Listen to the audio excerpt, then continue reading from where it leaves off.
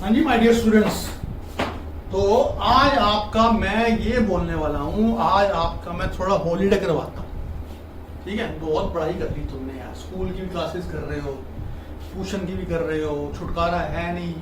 पहले तो स्कूल गए, पढ़े नहीं पढ़े, कोई दिक्कत नहीं है, कोई देखने वाला नहीं है। अब घर बैठे हो, वीडियो देख रहे हो, नहीं देख रहे हो, मम्मी बोलेगी वीडियो देख ले बेटा, पापा बोलेंगे वीडियो देख ले बेटा, क्यों पैसा खराब करना हमारा। तो अल्टीमेटली मेरे हिसाब से जितना तुम स्कूल जाके पढ़ते हो उससे दुगना पढ़ रहे हो तुम। ठीक है, तो रिलैक्स रहो।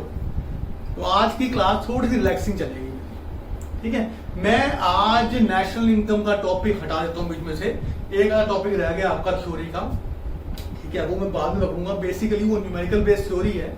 ठीक है, वो आपको आती है ऑलरेडी। ठीक है, बस वो वर्ड में कैसे बांधनी है वो बताना है आपको। ठीक है, क्वेश्चन आ जाएगा रेंट क्या होता है, इंटरेस्ट क्या होता है, प्रॉफिट क्या होता है, कंपेयर टू एम्प्लॉइज क्या होता है, प्राइवेट फाइनेंस कंजम्पशन एक्सपेंडिचर क्या होता है, गवर्नमेंट फंड क्या होता है। तो basically you have an good idea about those things, but it is just a matter of putting the words here. मेरे नोट्स सारे को मिल जाएंगे, पर मैं चाहता हूँ याद भी कराऊंगा आपको। अभी नहीं कराऊंगा क्योंकि आज मेरा मन थोड़ा इंडियन इकोनॉमिक्स के ऊपर जाने का है। तो कई स्कूल्स में क्या मेरे को आपकी तरफ से फीडबैक आ रहा है कि इंडियन इकोनॉमिक्स हमारे स्कूल में चल रही है, तो आप कब शुरू करोगे। तो आज का दिन मैं इंडियन इकोनॉमिक्स शुरू कर रहा हूं। ठीक है, मैंने आपको पहली क्लास के अंदर बताया था, जो मैंने इंट्रोडक्शन दी हुई है उसमें मैंने बताया था इंडियन इकोनॉमिक्स आपकी बेसिकली 3 यूनिट में डिवाइडेड है। ठीक है, 3 यूनिट में पहली जो यूनिट है आपकी that is all about history of economics in India. Right, not history of economics but in India, कि कैसे कैसे क्या हाल रहा। मतलब हमने क्या किया हुआ है, हमने करीब करीब 2 to 70-80 ईयर्स कवर किए हैं 3 चैप्टर में। ठीक है, बताऊंगा आपको। ठीक है, उसके बाद क्या है, when we cover that history वाला पार्ट ऑल्सो, तो उसके बाद क्या है, फिर उसके बाद इंडिया की इकोनॉमिक्स में इकोनॉमिक्स से रिलेटेड क्या प्रॉब्लम्स हैं। राइट, तो कौन कौन सी प्रॉब्लम्स है जिससे हमको इकोनॉमिक्स में इश्यू आते हैं। जैसे इकोनॉमिक का मतलब क्या होता है, धन का विज्ञान बोलते हैं इसको। ठीक है, कि साइंस ऑफ वेल्थ बोलते हैं। तो वेल्थ को लेके हमारी कंट्री में क्या क्या प्रॉब्लम है, सेकेंड यूनिट हमारी वो है। फाइनल यूनिट क्या है कि comparison between India, Pakistan and China. ठीक है, कि इनकी सिमिलैरिटीज क्या है, कंपैरिजन क्या है, कौन किस जगह पे अच्छा है, कौन किस जगह पे अच्छा है। ठीक है, और उसके डाटा पॉइंट है। ठीक है, बेसिकली आपकी 3 यूनिट में कैसे नंबर बैठे हुए हैं। 22 नंबर की तो आपकी बीच वाली यूनिट है।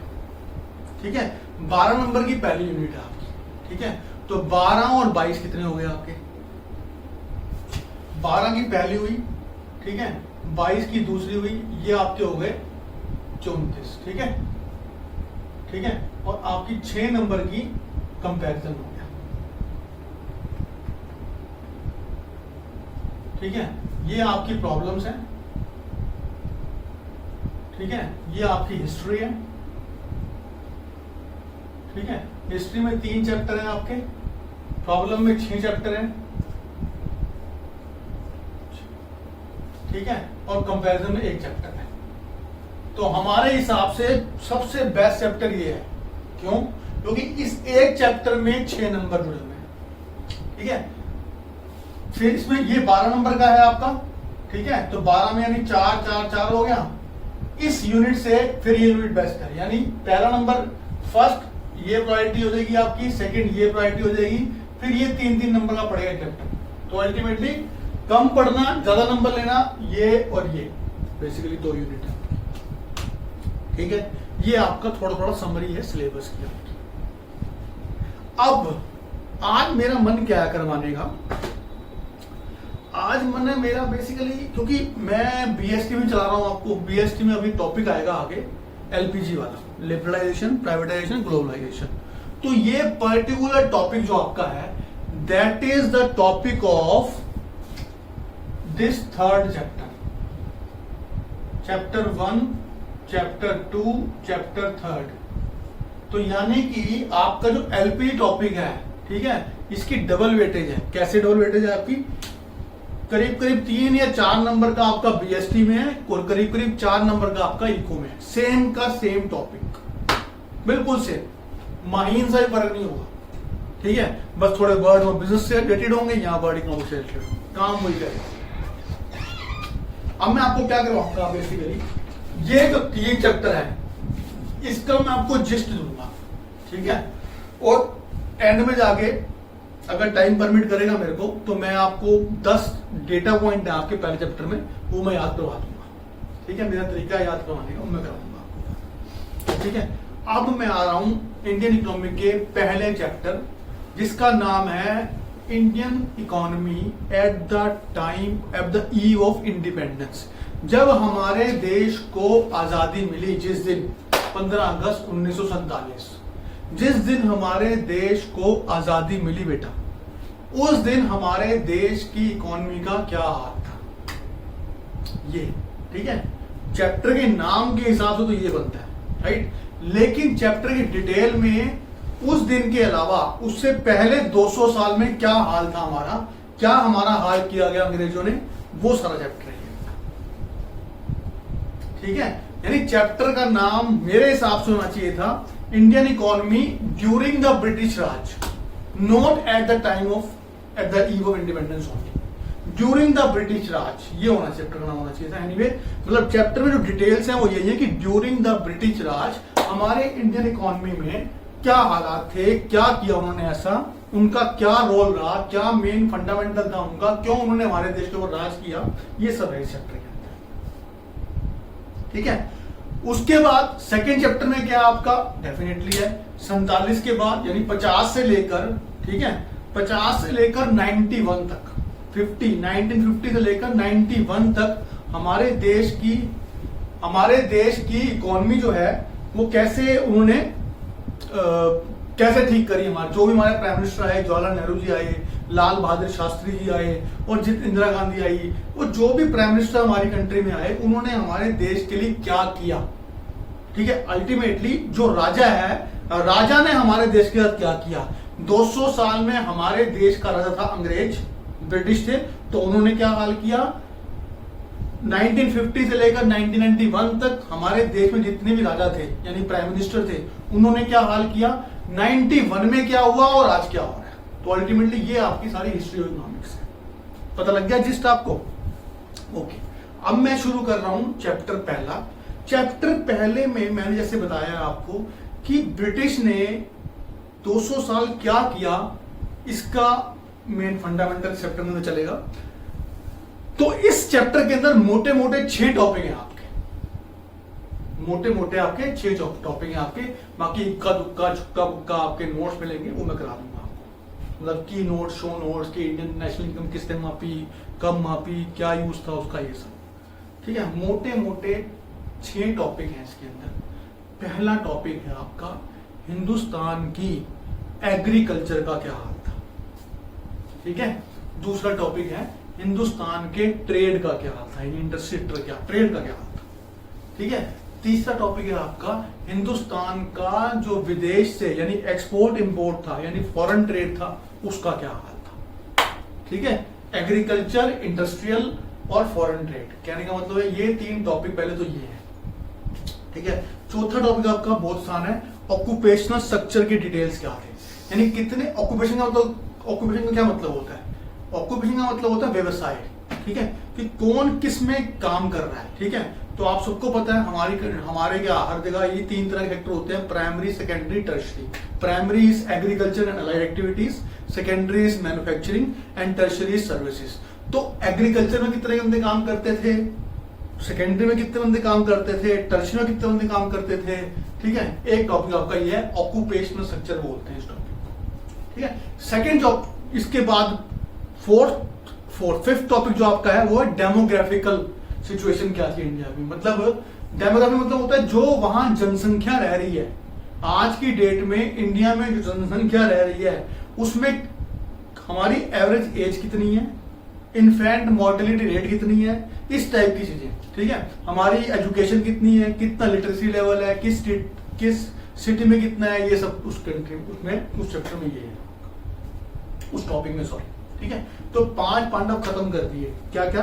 पहला एग्रीकल्चर का क्या हाल था, ठीक है। दूसरा इंडस्ट्री का क्या हाल था। तीसरा उन 200 साल में बेसिकली, ठीक है। तीसरा फॉरेन ट्रेड का क्या हाल था। इंडस्ट्री और फॉरेन ट्रेड एक साथ चलेंगे आपके, ठीक है। चौथा हाल ऑक्यूपेशनल क्लासिफिकेशन क्या थी, स्ट्रक्चर का क्या हाल था। मतलब कितने बंदे कहाँ काम करते हैं, बस यही है, डेटा पॉइंट है सारे, ठीक है। और पांचवा पॉइंट था आपका कि डेमोग्राफिकल सिचुएशन क्या थी, कितने बंदे जल्दी मरते थे, लेट मरते थे, क्या एवरेजेस क्या थी हमारी, ठीक है, इन्फेंट मोर्टेलिटी रेट क्या थी हमारी, और कितने बंदे पढ़े लिखे थे हमारी कंट्री में, उस पढ़े लिखे में कितने लेडीज पढ़ी लिखी थी, कितने जेंट्स पढ़े लिखे थे, तो ये सब था इसके, ये सब है मतलब इसके अंदर, ठीक है। आखिरी टॉपिक, अब ये तो नहीं है मेरे बच्चों, मेरे प्यारे प्यारे बच्चों, कि सब कुछ ही बकार किया होगा 200 साल में उन्होंने, कुछ तो काम अच्छा भी किया होगा अंग्रेजों ने, ठीक है। तो आखिर में ये टॉपिक बनता है आपके कि पॉजिटिव इंपैक्ट क्या रहा जो ब्रिटिश ने हमारे यहाँ किया, ठीक है। जो ब्रिटिश ने हमारे यहाँ 200 साल काम किया, उन 200 साल के अंदर कुछ तो अच्छा किया होगा, तो फ्यू 4, 5, 10 पॉइंट हैं अच्छे वाले, वो बता दिए जाएंगे, ठीक है। तो ये है आपका मोटा मोटा चैप्टर का जिस्ट। अब मैं शुरू कर रहा हूं एग्रीकल्चर। चलो मैं तुमसे ही पूछता हूं before going further up there, ठीक है। उससे पहले मैं आपको थोड़ा शेयर कर दूं, ये डेटा पॉइंट्स हैं आपके, ठीक है, देख लो अच्छी तरह। ये डेटा पॉइंट्स बिल्कुल एनसीईआरटी 19-20 के बेस पे हैं, ठीक है। इसी डेटा पॉइंट्स को रटना है हमने, किस भी बुक में, चाहे संदीप गर्ग हो, चाहे कोई भी बुक हो, मुझे उसको नहीं रटवाना। मैंने इंडियन इकोनॉमिक्स में सिर्फ एनसीईआरटी रटवानी है, ठीक है। उसी एनसीईआरटी के डेटा पॉइंट्स आ रहे हैं, मैंने हर चैप्टर के ऐसे ही डेटा पॉइंट्स बना रखे हैं, वो हमने याद करने हैं, क्योंकि 1-2 नंबर का डेटा पॉइंट आएगा ही आएगा, पहला पॉइंट, ठीक है। ये तो मैं याद करके भिजवाऊंगा आपको। दूसरा क्या है, आपको पता ही है मेरा स्टाइल थ्योरी का, ये रहा मेरा माइंड मैपिंग शीट, ठीक है जी। ये माइंड मैपिंग शीट है, इस शीट के ऊपर ही मैंने पूरा चैप्टर कवर कर रखा है, जो आपके पेपरों में बहुत हेल्प करेगा। इसी की ब्लैंक कॉपीज में देता हूं भरने के लिए, ताकि आपको पॉइंटर याद भी हो जाए। एनीवेज, जब तक हम लॉकडाउन पीरियड में हैं, मैं आपको सॉफ्ट कॉपी दूंगा, ब्लैंक की भी और भरी हुई भी, ठीक है। जब द मोमेंट लॉकडाउन ओवर हो जाएगा तो मैं आपको हार्ड कॉपीज देना शुरू कर दूंगा, और वो आपको टास्क दूंगा मैं याद करने के, ठीक है। इसी चैप्टर, यही पूरी शीट को लेकर मैं चलूंगा अभी। अब मैं आपसे पूछता हूं बेटा, सबसे पहला पॉइंट, कंडीशन ऑफ एग्रीकल्चर, ठीक है जी। कंडीशन ऑफ एग्रीकल्चर क्या, अभी तुम खुद सोचो आज क्या हालात है। चलो, ऐसा नहीं है कि जब अंग्रेज आए तभी हालात खराब थे, उससे पहले ठीक थे, ठीक है, और आज ठीक हो गए, ऐसा नहीं है। आप सुन रहे होगे हर दूसरे चौथे महीने कोई ना कोई किसान आत्महत्या कर रहा होता है, ठीक है। तो ये आज भी प्रॉब्लम्स हैं, अंग्रेजों के टाइम की प्रॉब्लम भी थी, उससे पहले भी प्रॉब्लम्स थी, राइट। तो अंग्रेजों ने ऐसी क्या मां बहनें करी हमारे देश की, वो टॉपिक है, ठीक है। तो पहले तो कंडीशन ऑफ एग्रीकल्चर की जब मैं बात करता हूं, तो वो 200 साल में क्या था, लो प्रोडक्टिविटी, आज भी वही है, ठीक है, थोड़ी बेटर हो गई है, थोड़ी काफी बेटर हो गई है, लेकिन उस टाइम तो थी। क्यों? क्योंकि एग्रीकल्चर जो है एक नेचुरल रिसोर्सेज पे डिपेंड करता है, मोस्टली जो बारिश होती है, पानी ऊपर से आता है, उस पर डिपेंड करता है। जिस भी दिन, जिस भी महीने मानसून अच्छा नहीं आया, एग्रीकल्चर की आउटपुट डाउन, राइट है। तो ये मानसून वाली प्रॉब्लम तो अंग्रेजों से पहले भी होगी, अंग्रेजों के टाइम पे भी होगी, और आज भी होगी। मेरे साथ हो, बस ये तो पहली प्रॉब्लम तो यही है कि एग्रीकल्चर जो आपका है ये मानसून बेस्ड है, ठीक है। तो इसकी वजह से हाई डिपेंडेंसी मानसून के ऊपर है, तो इसमें प्रोडक्टिविटी लो रहती है ज्यादातर, ठीक है। तो ये तो जब प्रॉब्लम पहले भी थी, ठीक है, और आज भी है, तो अंग्रेजों को क्या मतलब है इसमें? अंग्रेजों ने, क्या बोलूं, गधे के बच्चों ने दिमाग में उनके हमारे देश को कॉलोनी बनाना था, यानी कॉलोनी मतलब होता है उन पे राज करना था। कोई भी कंट्री जब दूसरी कंट्री पे राज करती है, ठीक है, तो उस कंट्री का वो भला नहीं करती, वो दूसरी कंट्री को निचोड़ देती है एकदम, ताकि उसके बेनिफिट सारे मेरी कंट्री को मिल जाए। तो अंग्रेजों का भी यही काम था। अगर आज की डेट में मुझसे पूछा जाए ना, सबसे बड़ा दुश्मन इंडिया का कौन होना चाहिए, तो मैं कहूंगा इंग्लैंड को होना चाहिए, ठीक है, इंग्लैंड को होना चाहिए। लेकिन नहीं, आज की डेट में इंग्लैंड दोस्त बन गया हमारा, वेस्टर्न वर्ल्ड दोस्त बन गया हमारा। जो हमारी कंट्री थी पाकिस्तान, वो हमारी दुश्मन बन गई है भाई। Earlier it was India only, right? Pakistan कब हुआ? पाकिस्तान तो 47 में बना, पर पहले तो इंडिया ही था वो। तो इंडिया का जो तोड़ करी ना इसने, ये अंग्रेजों ने ये काम किया हमारे लिए। तो उनका मेन मोटिव था फूट डालो और शासन करो। तुमने सुना भी होगा, डिवाइड एंड रूल। अगर आपको रूल करना है, आप उस कंट्री के बंदों को डिवाइड कर दो आपस में और रूल करो, ठीक है? ये उनका काम शुरू से ही था, ठीक है? तो उन्होंने जब 200 साल पहले जब वो आए कंट्री के अंदर, तो उन्होंने देखा India was a very prosperous country kind of thing, ठीक है? हर जगह अच्छा था, इंडिया का इतना नाम था, इंडिया की जूट इंडस्ट्री, कॉटन इंडस्ट्री, मसाला इंडस्ट्री का वर्ल्ड में नाम था पूरा, ठीक है? वो इंडस्ट्री बताऊंगा।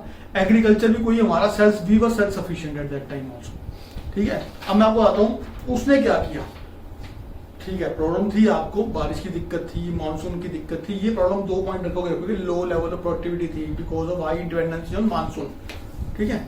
अब अगर तुम राज कर रहे हो, राइट, तो तुम्हारा काम क्या होना चाहिए कि वो जो दिक्कत है high level of dependency on monsoon, उस दिक्कत को ठीक करोगे आप, यानी पुल बनाओगे, बांध बनाओगे, डैम्स बनाओगे, वाटर का इंतजाम करोगे, ये करोगे। उन्होंने ऐसा कुछ भी नहीं किया 200 साल।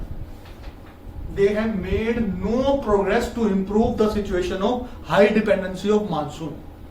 बाद में हुआ है 1947 के बाद, वो आगे आएगा, ठीक है? पहली बात तो ये, उन्होंने कुछ नहीं किया इसके अंदर। दूसरा, अब ध्यान से सुनना बेटा, मैंने क्या बोला था? Divide and rule. उन्होंने क्या किया, किसान थे, ठीक है? एक किसान था अमीर, एक किसान था गरीब, ऐसे ही तो होता है हमेशा, हैव्स एंड हैव नॉट की लड़ाई रहती है शुरू में हमेशा से। उन्होंने क्या किया, इनमें डिवाइड डाला। क्या किया उन्होंने? इनमें डिवाइड डाला। वो एक सिस्टम लेके आए, उसको बोलते हैं लैंड सेटलमेंट सिस्टम। क्या बोलते हैं उसको? Land settlement system. पहले क्या होता था, किसान अपने खेत में से जो भी कल्टीवेट करता था, उस कल्टीवेशन में जो भी उसकी प्रोडक्टिविटी होती थी, उस प्रोडक्टिविटी का मान लो 100 किलो हुई, तो 100 किलो में मान लो 10 किलो या 20 किलो एज ए टैक्स या लगान बोलते थे उस टाइम पे, एज ए टैक्स या लगान, राइट, दे पे टू राजा के बंदे directly, no one was in between, ठीक है? अब ये 200 साल पहले की बात है, यानी अंग्रेजों से पहले की बात कर रहा हूं। अब जब अंग्रेज बीच में आए, उन्होंने कहा नहीं, ऐसे नहीं चलेगा। उन्होंने कहा कि कोई भी किसान मेरे पास डायरेक्ट नहीं आएगा। क्या? मेरे पास डायरेक्ट नहीं आएगा।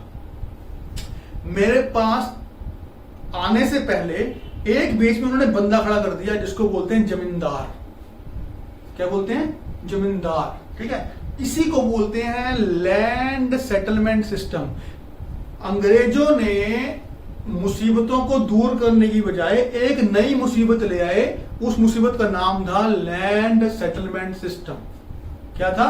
Land settlement system. उस लैंड सेटलमेंट सिस्टम का मतलब यह था कि किसान, छोटे किसान और छोटे कितने भी किसान, सारे किसानों और अंग्रेजों के बीच में एक बंदा खड़ा कर दिया, जिसको बोलते थे जमींदार।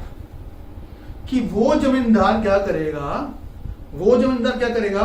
दूसरे किसानों से उनका जो प्रोडक्टिविटी होगी या प्रोडक्शन होगी उसका पार्ट लेगा, ठीक है? अपनी कमीशन काटेगा और वो बाकी हिस्सा आप अंग्रेजों को देगा। यानी अब किसान और किसान में लड़ाई करवा दी उसने। एक तरफ उसने अमीर किसान पकड़ा, एक तरफ गरीब किसान पकड़ा, ठीक है? तो डेफिनेटली गरीब किसान की एसएससी होगी, ये तो पक्की बात है। लेकिन जमींदार भी पिटते थे इसके अंदर, डाकू बनते थे लोग, आपको पता होगी स्टोरी। तो ये काम उसने किया। यानी ये दैट इज उसको, इससे क्या हुआ? अब आगे सुनो।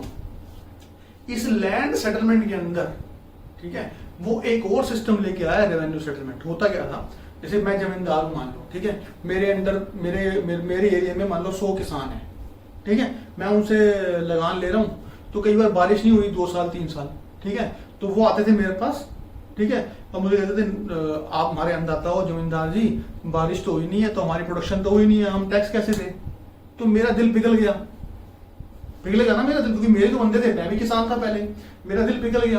अब जब मेरा दिल पिघला, ठीक है, तो मैं गया अंग्रेजों के पास कि जी इस बार तो वो दे नहीं पाएंगे, क्योंकि उन्होंने कहा नहीं ये नहीं चलेगा। उन्होंने कहा ये नहीं चलेगा, ठीक है, इसको ठीक करने के लिए, इस मतलब अंग्रेज इसको ठीक करने के लिए कि बार बार मेरे से रिक्वेस्ट कर रहा है, इसको ठीक करने के लिए वो लेके आए नया सिस्टम, रेवेन्यू सेटलमेंट सिस्टम। क्या लेके आए? Revenue settlement system which is a part of land settlement system. ठीक है, उस रेवेन्यू में क्या लेके आए? उन्होंने कहा भैया ऐसा है जमींदार हेमंत सचदेवा, ठीक है, अगर तो तेरे को मुझे मतलब नहीं है तुझे किसान कितना दे रहा है कितना नहीं दे रहा, ये एक लमसम अमाउंट है, ये मेरे को चाहिए, चाहे उनके यहां खेती हो चाहे ना हो, पानी आए चाहे ना आए, वो लमसम अमाउंट मुझे इस डेट पे चाहिए ही चाहिए। अगर तू नहीं देगा इनसिक्योरिटी डाल दी उसके अंदर, यानी हेमंत में इनसिक्योरिटी डाल दी, ठीक है, कि अगर तू नहीं देगा मेरे को वो लमसम अमाउंट, ठीक है, तो मैं किसी और को जमींदार बना लूंगा।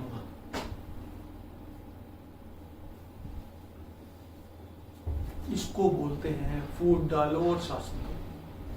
पहले तो उसने किसान, छोटे किसान और बड़े किसान, यानी बड़े किसान को उसने जमींदार बना दिया, छोटे किसान को मजदूर बना दिया, टिलर बोलते हैं उसको, ठीक है।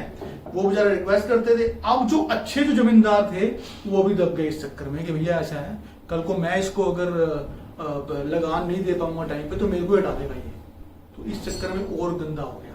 यानी now those zamindar becomes more harder towards the छोटे किसान, ठीक है। तो अगर कोई पूछेगा आपसे what was the condition of agriculture, बोलोगे heavy dependency on monsoon, low productivity due to heavy dependency on monsoon, a gap between owner of soil and the tiller, ठीक है। और अब पूछेगा reason of bad condition in agriculture क्या थी, तो पहला आंसर रहेगा लैंड सेटलमेंट सिस्टम। क्या रहेगा? लैंड सेटलमेंट सिस्टम, ठीक है। उसके अंदर फिर बोल दोगे रेवेन्यू सेटलमेंट सिस्टम, ठीक है। फिर बोल दोगे हाई डिपेंडेंसी ऑफ मॉनसून, ठीक है। फिर बोल दोगे फ्रेगमेंटेशन ऑफ लैंड बटी हुई थी काफी सारी, प्रॉपर नहीं गई थी। फिर आप बोल दोगे न्यू पैटर्न ऑफ डिमांड, बताऊंगा वो आगे क्या मतलब है उसका। आपको ये समझ आ गया लैंड सेटलमेंट सिस्टम क्या होता है, ठीक है, बहुत इंपॉर्टेंट टॉपिक है। उसके बाद कई चीजें क्या हुई, उन्होंने देखा यार ये कंट्री तो बड़ी प्रॉस्पर कर रही है, क्योंकि देखो जितना ज्यादा एक कंट्री प्रॉस्पर करती है, राइट, जो उसका मालिक है वो दुखी रहता है इस चक्कर में। कल को ये अगर अच्छा करते जाएंगे तो मजबूत हो जाएंगे, ये मेरे को निकाल देंगे फिर यहां से। तो कभी भी इंग्लैंड चाहता नहीं था कि इंडिया प्रॉस्पर करे अच्छी तरह, ठीक है। तो इसको दूर करने के लिए वो नए पैटर्न ऑफ डिमांड लेके आया। उसने इंडिगो तो आपने 10th ग्रेड में पढ़ा होगा जरूर, इंडिगो की फसल उसने उगानी शुरू कर दी, ठीक है। और उसने व्हीट राइस की जगह चाय पे ध्यान देना शुरू कर दिया, कॉफी पे ध्यान देना शुरू कर दिया, और सम तरह के नशा भी अफीम की खेती शुरू करवा दी। वो अफीम की खेती हमारे कोर्स में नहीं है, but it was there that time, ठीक है। तो ये सब चीजें उन्होंने करवाई। तो ये मोटा मोटा आपका एग्रीकल्चर का टॉपिक था। मैं इसके 8 पॉइंट पढ़ता हूं आपका। कंडीशन ऑफ एग्रीकल्चर क्या थी, लो, आपके हाथ में है, पढ़ो। Low level of agriculture productivity, ठीक है। हाई डिपेंडेंसी ऑन मशरूम, ठीक है। ए gap between owner of soil and the tillers of the soil, ठीक है। Small and fragmentation land holdings, ठीक है।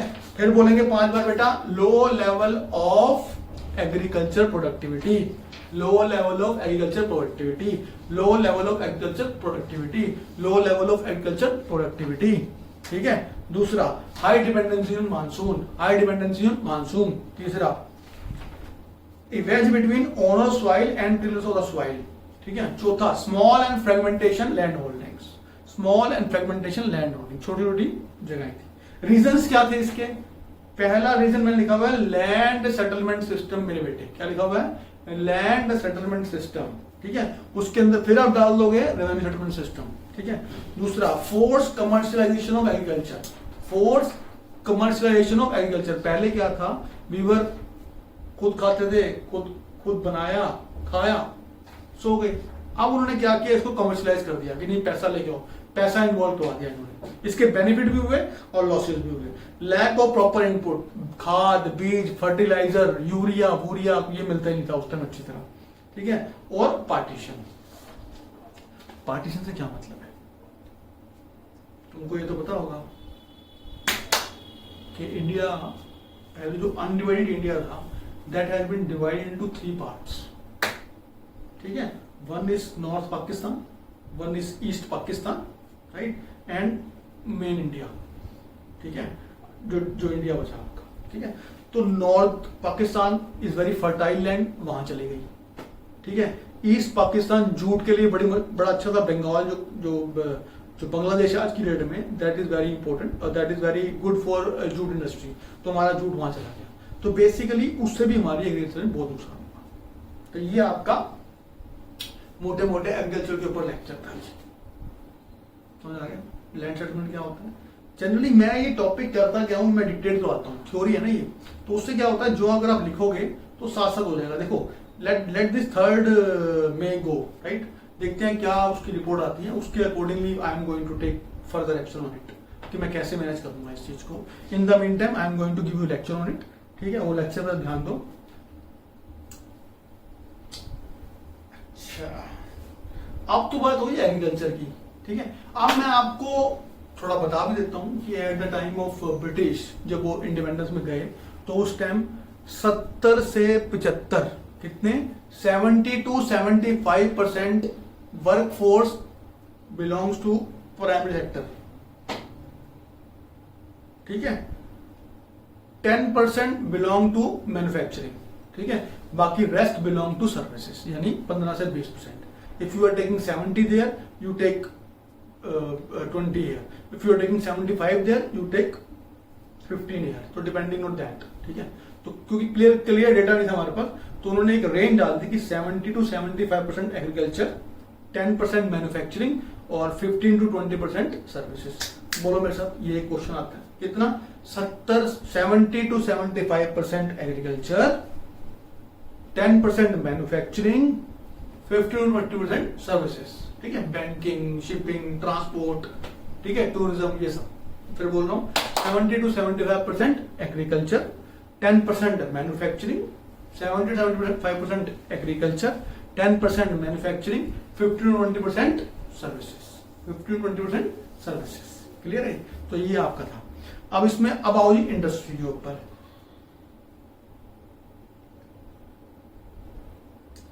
आपने मेरा प्रॉब्लम ऑफ डबल काउंटिंग वाला केस देखा हुआ है। ठीक है, जो मैंने आपको एग्जांपल दिया मिस्टर फार्मर वाला, उसमें अगर आपको ध्यान हो, मैं आपको थोड़ा बताता हूं तो आपको ये टॉपिक ज्यादा अच्छे से आएगा। एक मिनट दो बेटा मेरे।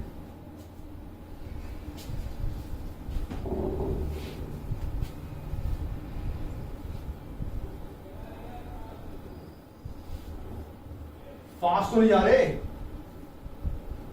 अगर तो इस वीडियो में फास्ट जा रहा हूं, राइट, मैं आपसे हर रोज जब भी क्लास होती है I am asking you the feedback, पर 2-3 बंदों के फीडबैक आते हैं तो मेरे को आप फीडबैक जरूर देना कि थोड़ा फास्ट जा रहा हूं। ठीक है, I will go little slow then.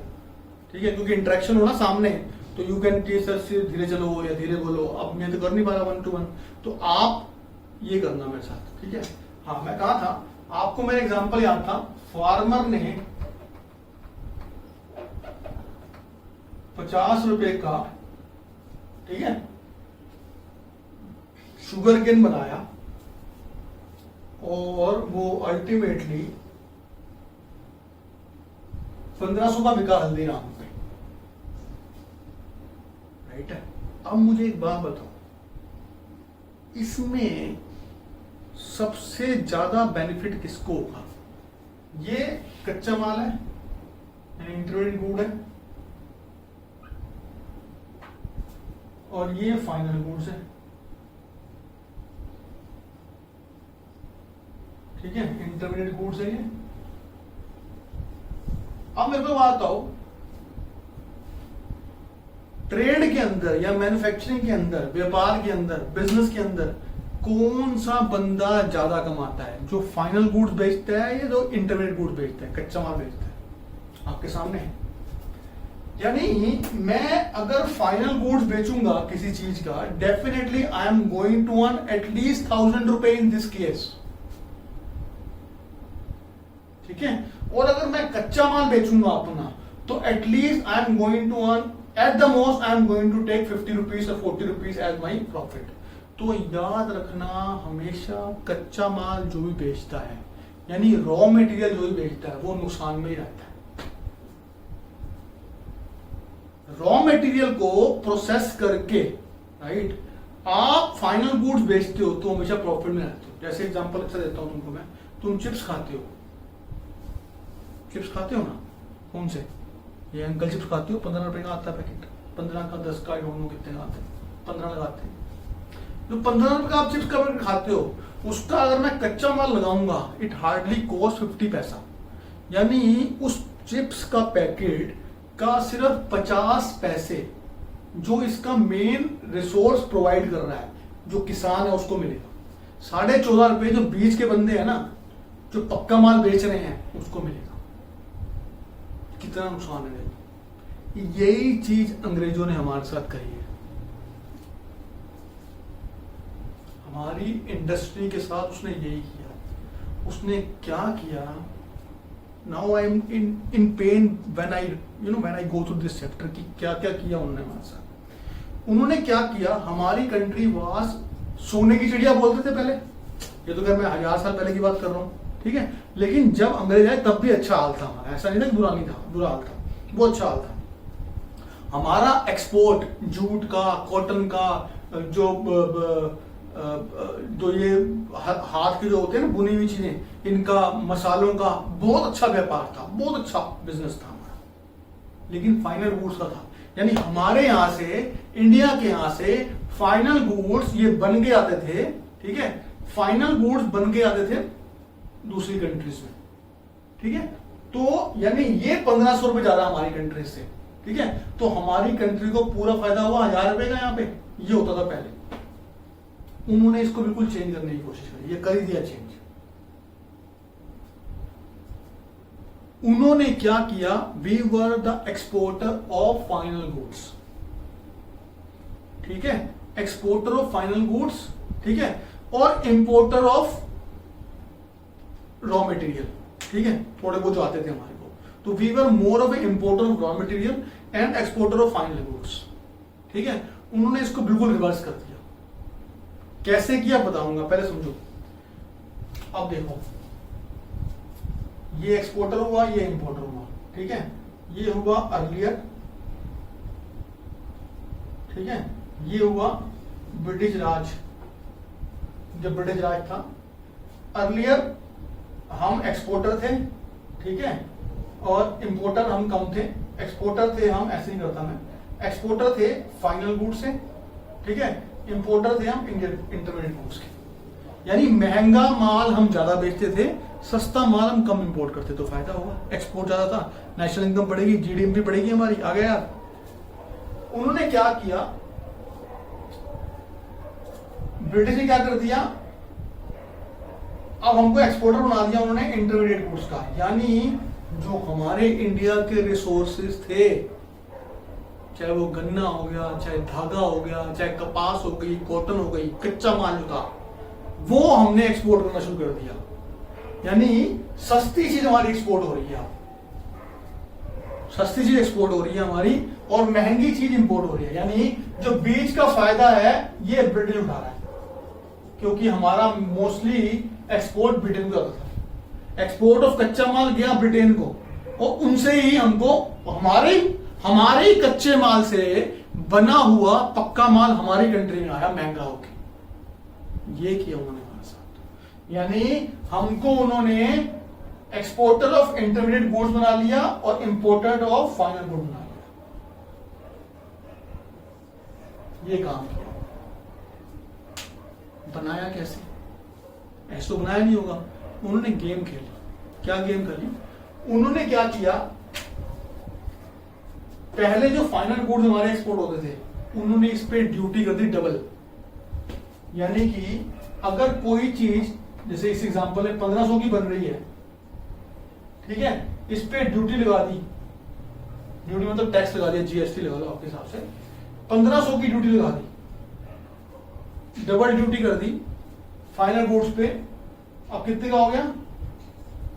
3000 का हो गया। 3000 में कोई खरीदार नहीं मिलता था हमको। जब कोई माल खरीदेगा ही नहीं तो हम फाइनल गुड बेचेंगे? नहीं बेचेंगे, क्योंकि बिजनेसमैन करते हैं, सारे व्यापारी थे, वो बेचेंगे ही नहीं माल। तो ऐसे धीरे धीरे करके हम एक्सपोर्ट करना हमारा बंद हो गया। ठीक है, और जो इंपोर्ट इंटरमीडिएट गुड्स थी उसकी ड्यूटी 0 कर दी, यानी बाहर से जो कच्चा माल आएगा, ठीक है, जो अगर हम कच्चा माल बाहर भेजेंगे, ठीक है, उस पर ड्यूटी 0 कर दी उन्होंने। अब समझो मेरी बात को, एक तरफ है शर्ट का एक्सपोर्टर, शर्ट का, एक तरफ है कॉटन का एक्सपोर्टर। कॉटन कच्चा माल है, शर्ट पक्का माल है।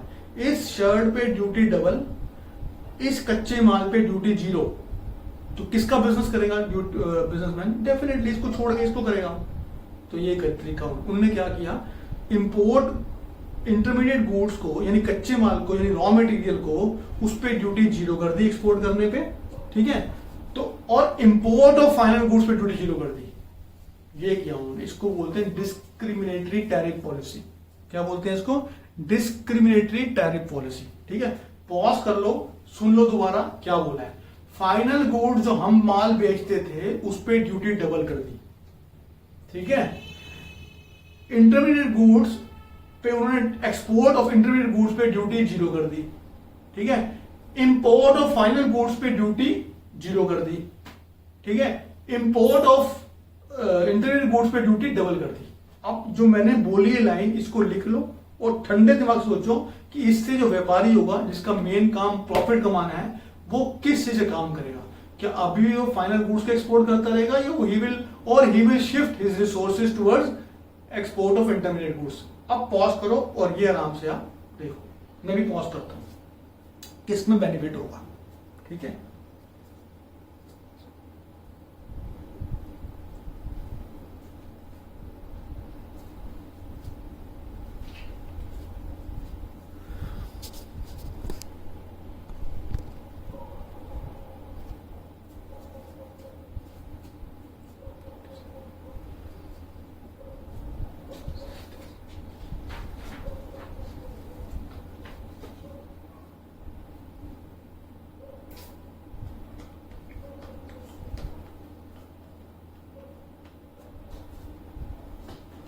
हो गया बेटा? तो इसी को, अब इसी इंडस्ट्री को फॉरेन ट्रेड में ले आओ। फॉरेन ट्रेड का भी यही मतलब है भाई। फॉरेन ट्रेड का मतलब क्या है कि आपको एक्सपोर्ट इंपोर्ट करना है, किसका करोगे? इंडस्ट्री के जो करोगे। तो ये वही जो सेम चीज की एक्सप्लेनेशन यहाँ पे है, वही चीज आपको फॉरेन ट्रेड में करनी है। ठीक है जी, तो मेन मोटिव उनका यही था बेसिकली कि इंडिया को, क्या था मेन मोटिव ब्रिटिश राज का एज फार एज इंडस्ट्री और foreign trade concern? To make India net exporter of intermediate goods and net importer of final goods. Clear? ठीक है, तो ये आपके 3 टॉपिक मैंने खत्म कर दिए। चौथा टॉपिक कर लेते हैं। चौथा तो बहुत आसान है, सिर्फ डेटा है, मैंने याद करा ही दिया है आपको। वो है ऑक्यूपेशनल स्ट्रक्चर का 70 to 75%। ठीक है, एग्रीकल्चर बेस्ड था, 10% मैन्युफैक्चरिंग यानी सेकेंडरी सेक्टर था, और 15 to 20% आपका सर्विसेज बेस्ड था।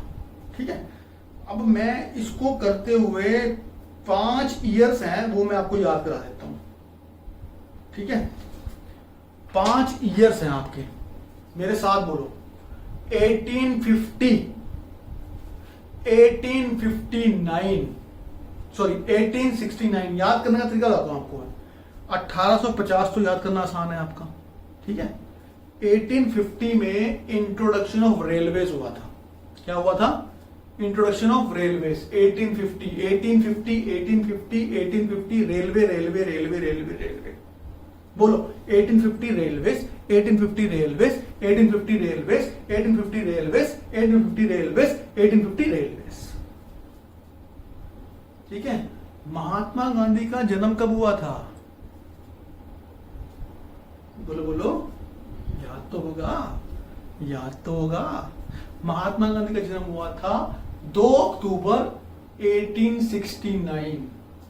ठीक है, तो हमारा नेक्स्ट ईयर है 1869। 1869 को सुएज कनाल की ओपनिंग हुई थी। स्टार्ट हो गया था।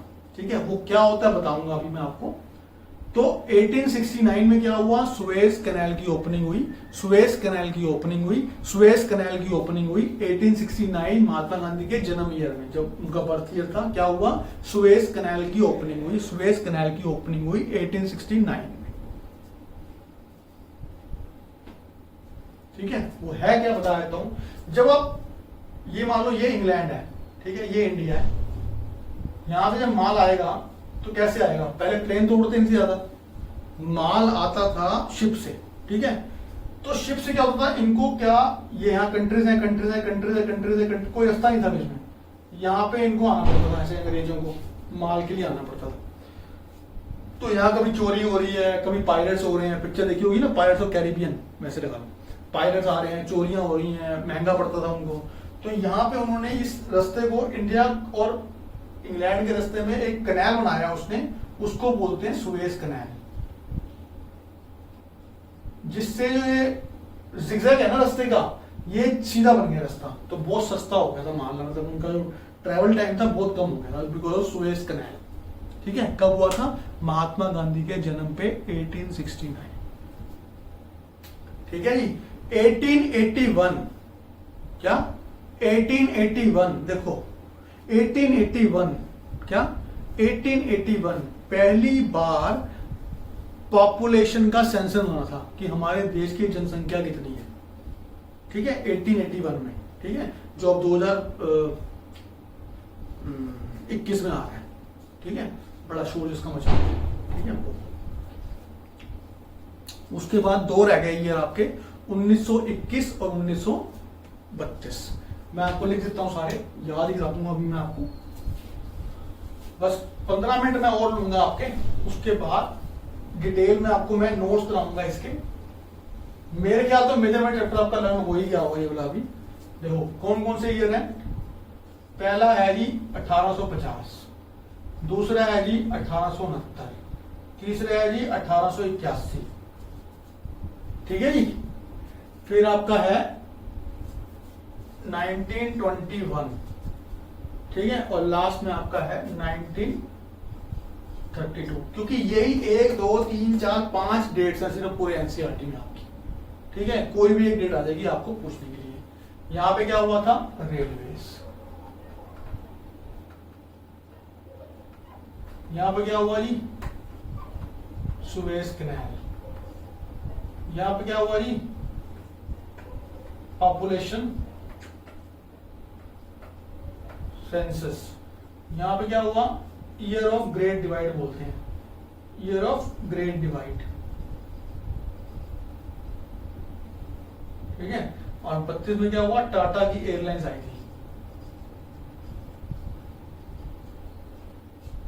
ठीक है, ऐसे याद कर लो, रुपीस PYT, रुपीस PYT याद कर लो, ऐसे याद कर लो, रुपीस PYT, रुपीस PYT। ठीक है, railways, Suez canal, population, year of great divide, Tata airlines, rupees PYT बोलो, रुपीस PYT बोलो, rupees PYT, rupees PYT, rupees PYT, rupees PYT। Rupees से क्या मतलब है, आर रेलवेज कब आया, कब आया, कब आया, 1850। ठीक है, एस क्या है, सुएज कैनाल कब आया, 69, 1869। ठीक है, PYT पॉपुलेशन सेंसस कब हुआ आपका, 1881, तो 3 तो 1800 में चलेंगे आपके। ठीक है, अब 1900 पे आ जाओ, 1921 पहली डेट है आपकी। 1921 में क्या हुआ, why, year of great divide, बताऊंगा क्या मतलब होता है नेक्स्ट क्लास में, ईयर ऑफ ग्रेट डिवाइड। ठीक है, और लास्ट में टाटा की एयरलाइंस आई। ठीक है, कब आई, 1932 में, 32 में। ठीक है, कब आई, 32 में। क्लियर हो गया कि थोड़ा तो हो गया, थोड़ा तो। ठीक है, तो डेटा आपका ऑलमोस्ट खत्म हो गया। अब आपका रह गया 2 टॉपिक रह गए, डेमोग्राफिक सिचुएशन रह गई आपकी कि क्या हालात थे इंडिया की डेमोग्राफी के, और साथ में क्या फायदे थे। फायदा बेसिकली उसका रेलवेज का इंट्रोडक्शन था, और थोड़ा बहुत उसने पोस्ट के ऊपर काम किया था, और थोड़ा बहुत इंफ्रा पे काम किया था। तो रेलवे का फायदा भी उसने अपने लिए किया था, मैं नेक्स्ट क्लास में बताऊंगा आपको।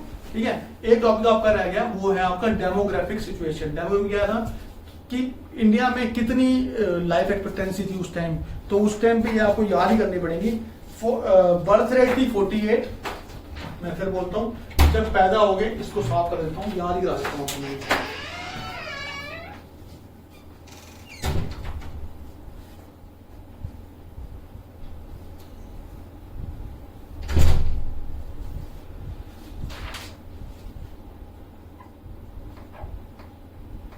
बर्थ रेट,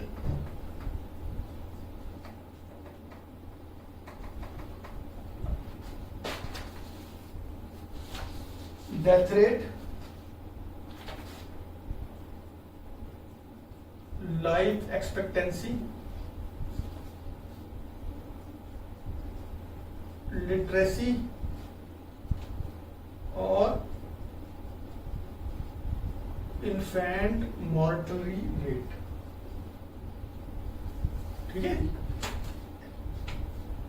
48 पर 1000, हर 1000 बंदों के ऊपर 48 पैदा होते थे, हर 1000 बंदों के ऊपर 40 मरते थे।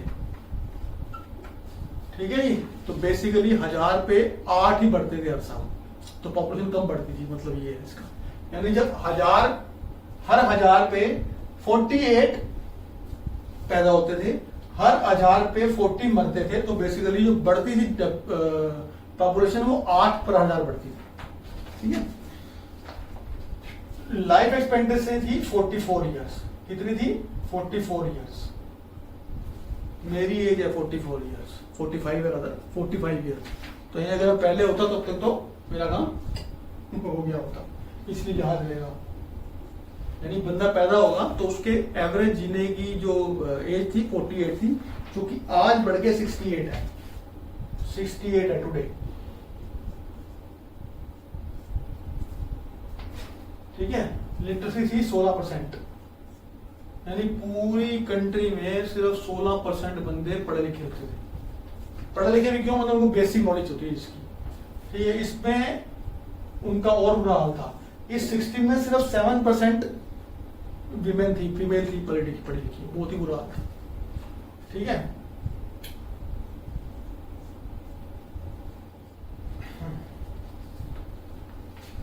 हर 1000 पे अगर 1000 बच्चे पैदा हुए, ठीक है, तो हर 1000 पे 218 तो बेचारे बच्चा पैदा होते मर जाते थे।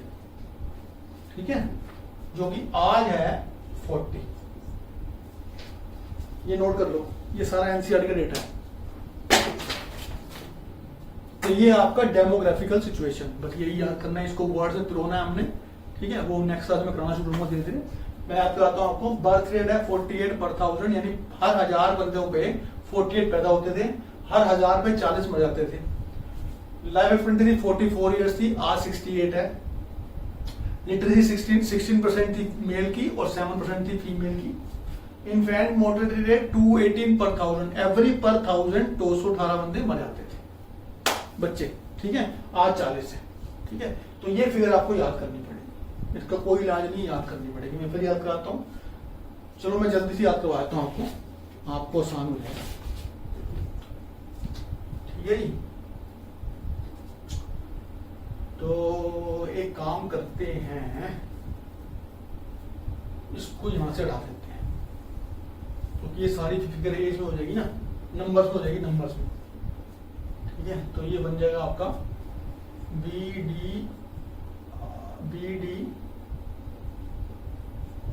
BD LI बन जाएगा। इसको याद कर लेते हैं ऐसे। ठीक है, 48 40 44 218। ठीक है, 48 40 44 218। या टेलीफोन नंबर याद करते थे बचपन में, 48 40 44 218। इसे याद, ये फिगर याद कर लो, इसके ऊपर BD LI कर लो। ठीक है, 5 बार लिख लो, 48 40 44 218, 48 40 44 218, 48 40 44 218, 48 40 44 218, 48 40 44 218, 48 40 44 218। ठीक है, 48 क्या है? बर्थ रेट, BDIL बोला मैंने, birth rate, death rate, life expectancy और इन्फेंट मोर्टेलिटी रेट कर लो याद। ठीक है, ये चैप्टर आपका मोटा मोटा जिस्ट मैंने आपको इस चैप्टर का दे दिया है। ठीक है, कल से मैं इसकी थ्योरी और अच्छी तरह कराऊंगा, इसी को रिपीट करूंगा, आपको याद करवाना चैप्टर, साथ में थोड़ा थोड़ा आपको अब लिखने को काम दूंगा मैं। ठीक है, ये चार्ट मैं आपको भेज दूंगा आज इस नोट के साथ। तो अगर कोई आपको और कोई दिक्कत हो रही है तो बता दो मुझे, अगर फास्ट जा रहा हूँ तो बता देना मेरे को, मैं फास्ट नहीं जाऊंगा। ठीक है जी, अभी के लिए नमस्कार, बाय बाय।